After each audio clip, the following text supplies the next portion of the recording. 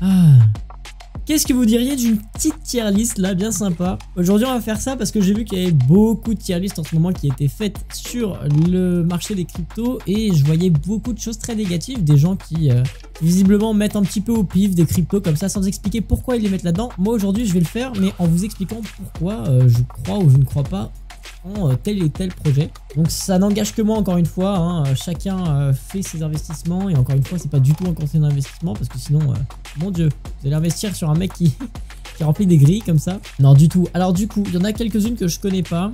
Donc très simplement, hein, on a classé par ordre poubelle, spéculation. Pour moi ça part de bas en haut, c'est-à-dire plus on est bas, plus c'est de la merde, plus on est haut, mieux c'est. Donc pour moi spéculation c'est en dessous de inutile, ok. Ça n'engage que moi, encore une fois j'aurais peut-être pu la mettre là, je sais pas. Après assez utile, très prometteur, légendaire et GOAT.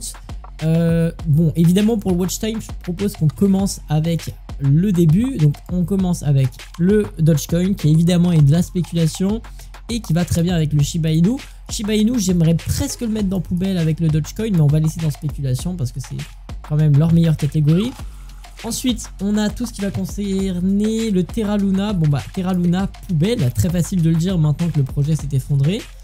Est-ce qu'on fait dans l'ordre? Je vais le faire en fonction de ce que je kiffe, ok. Alors, l'USDT, c'est risqué, hein. C'est assez utile, mais c'est assez risqué.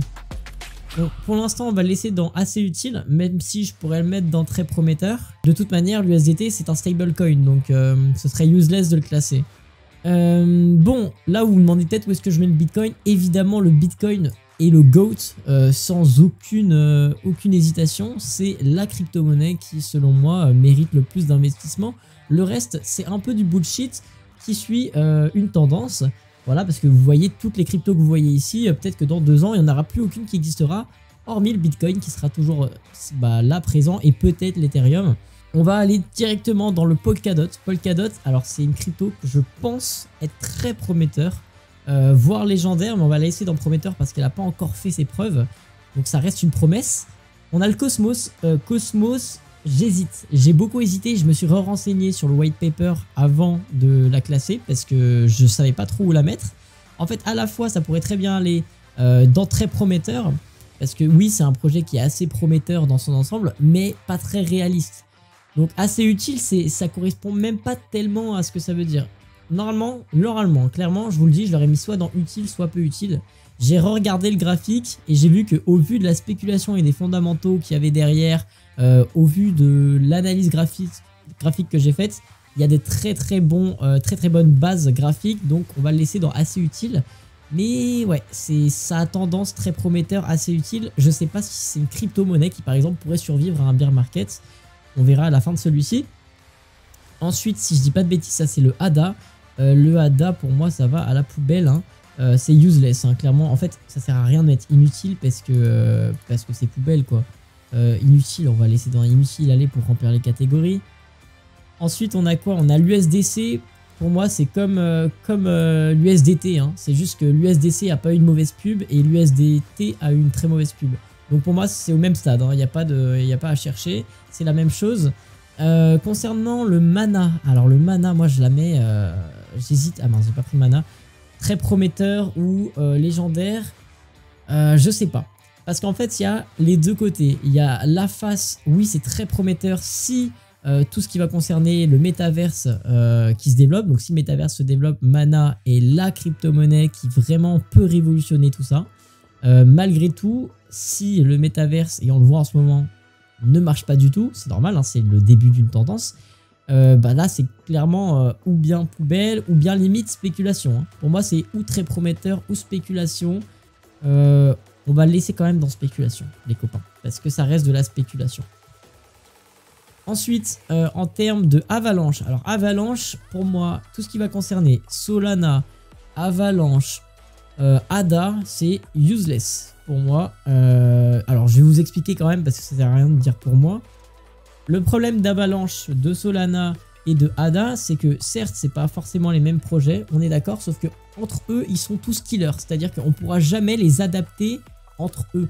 C'est-à-dire qu'on ne peut pas adapter la blockchain ADA, la blockchain Avalanche et la blockchain Solana. C'est-à-dire qu'il n'y en a qu'une des trois qui va performer.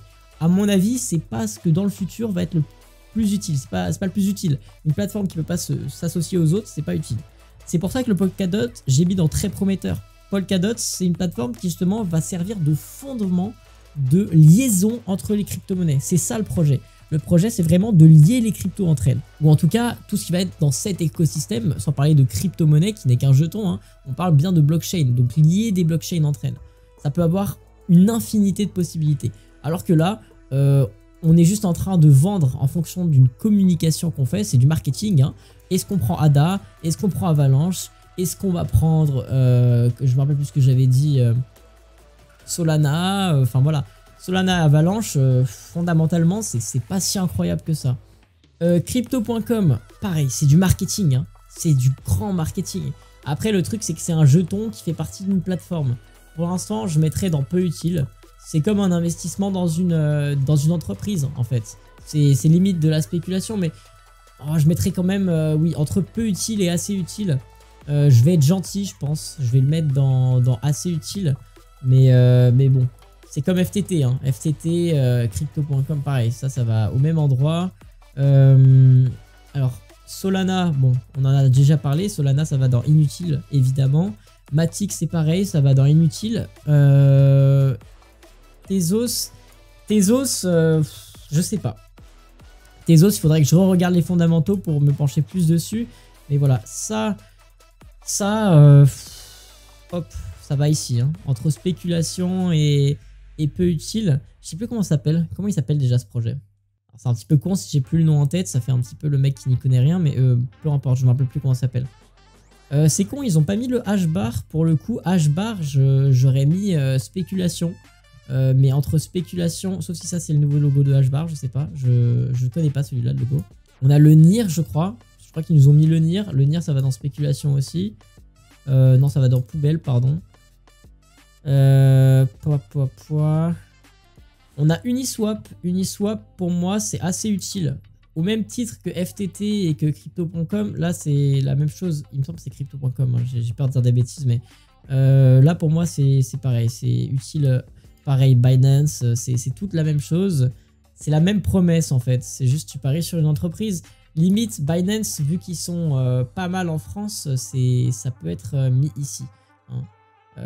Peut-être plus prometteur. En fait, j'aimerais pas mettre au même stade. Voilà, on va faire ça en fait. On va faire ça. Hop, voilà. On va faire ça comme ça représente un peu mieux en fait.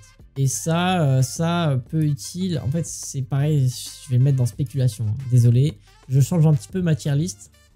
Le sushi. Ah, le sushi m'a beaucoup déçu. Hein, mais bon, au-delà de ça, ça reste de la spéculation. Peu importe ce qui se passe.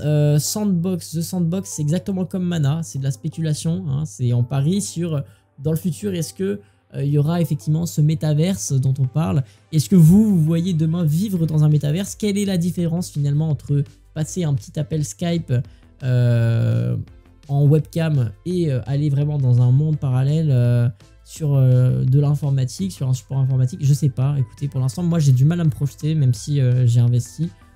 J'ai un peu de mal, j'avoue. Je crois dans le projet, mais je crois pas dans son utilité finale. Ça, je crois que c'est XLM, je me rappelle plus.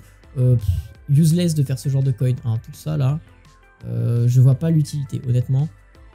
Ça, je me rappelle plus ce que c'est. Je sais plus ce que c'est le projet, donc je vais pas le classer. Ethereum, on n'a pas parlé. Ethereum, évidemment, ça va dans légendaire. Pourquoi? Parce que c'est quand même la crypto qui, évidemment, ne dépassera pas le Bitcoin en termes de capitalisation. Pas en termes de capitalisation en tout cas, enfin je crois pas. Mais quoi qu'il en soit, pour l'instant, oui, Ethereum c'est plutôt pas mal. C'est plutôt pas mal. Après pareil, ça reste aussi beaucoup de spéculation. Hein. L'Ethereum 2.0, est-ce que ça a vraiment changé quelque chose? Est-ce que c'est une politique long terme qui vraiment sera un investissement hors du commun? Je sais pas. Pour moi c'est entre légendaire et spéculation. Même si globalement, hein, le marché du Bitcoin, enfin le marché des crypto-monnaies est un marché très spéculatif, hein, Bitcoin aussi, mais voilà, malgré tout, dans ce marché avec le Bitcoin, on part du principe que c'est le Bitcoin, le marché, en fait, qui fait le marché. L'Ethereum, dans ce marché-là, concernant le Bitcoin, est légendaire, mais très spéculatif. Le Aave, je mettrais, c'est de la spéculation aussi, mais Est-ce que c'est plus utile que de la spéculation? Pour l'instant, c'est juste de la spéculation, parce qu'il n'y a pas vraiment de projet derrière. Hein. Et puis ensuite, je crois qu'on en vient à bout. Ça, c'est... Je sais plus ce que c'est. Je crois que c'est un altcoin, je suis pas sûr. Quoi qu'il en soit, en termes du Bitcoin Cash, pareil, j'ai pas envie de mettre des trucs au pif que je ne connais pas bien, mais pour moi, ça irait dans assez utile. Hein. C'est dans le même principe, c'est pas un altcoin, mais c'est dans le même principe que de monnaie non fongible en fait. C'est un Bitcoin classique, on va dire ça comme ça. Je sais pas trop où le mettre, j'avoue. Je vais le mettre dans assez utile parce qu'il peut avoir son utilité, mais en même temps il se fait concurrencer par beaucoup d'autres altcoins. Sa grosse force, c'est que vu qu'il est directement lié au Bitcoin, ça lui permet de garder une certaine stabilité, entre grosses guillemets. Hein. Ça lui permet de garder la stabilité Bitcoin. Tant que le Bitcoin existe, Bitcoin Cash existe. En tout cas, c'est la promesse. Et c'est la même promesse avec Tether qui, si le dollar existe, alors Tether existe encore. Pour moi, ça reste dans assez utile. Voilà, je le compare un peu à un stablecoin en fait. C'est un peu ça. Même si ça n'a rien à voir en soi. Litecoin, bah écoutez, je pense que c'est pareil. Hein. Ça, Litecoin, ça va un peu dans... J'hésite, hein, mais ça peut aller dans poubelle. Pour l'instant, c'est beaucoup de spéculation, donc on va être gentil avec Litecoin, on va le laisser dans spéculation. Globalement, à moins que je sois passé à côté de 2 projets super intéressants, pour moi, le reste, ça va soit dans assez utile parce que c'est des comment on appelle ça, des stablecoins, soit de la spéculation. Voilà, après, je suis pas certain de tous mes choix, hein. Je vous le dis, encore une fois, ça n'engage que moi. Dites-moi ce que vous pensez dans les commentaires. Est-ce qu'il y a des choses sur lesquelles j'ai été un peu dur? Est-ce qu'il y a des choses, au contraire, j'ai été trop positif? Par exemple, Polkadot, hein, ce choix de le mettre en très prometteur, alors que pour l'instant, il dérouille aussi. Hein. Voilà, à vous de me le dire. Mais pour l'instant, ces 3 investissements sont peut-être les meilleurs à faire.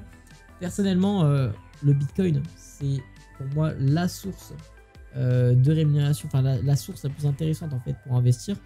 Malgré tout, l'Ethereum reste une monnaie spéculative en comparaison au Bitcoin, et le Polkadot évidemment est encore plus spéculative. Et si vous voulez savoir comment investir, en tout cas comment utiliser des bons stablecoins, avoir des stablecoins qui sont stables, hein, qui font leur job, vous pouvez me demander, hein, je ferai une petite vidéo à ce sujet là si vous voulez, pour être sûr de ne pas perdre d'argent, comme ça s'est passé avec le Terra, qui vous aviez 1000 balles par exemple en Terra, et elles sont passées à 0,5.